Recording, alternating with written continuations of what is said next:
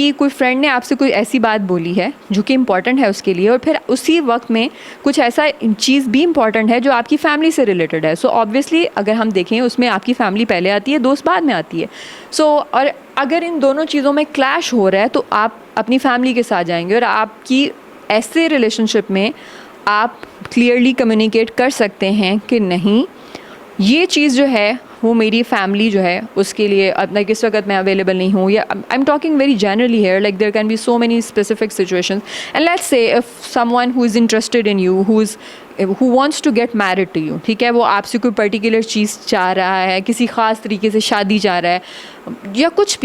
भी उनकी कोई फैमिली रवायात हैं या जो वो आपसे कम्युनिकेट करता है या करती है,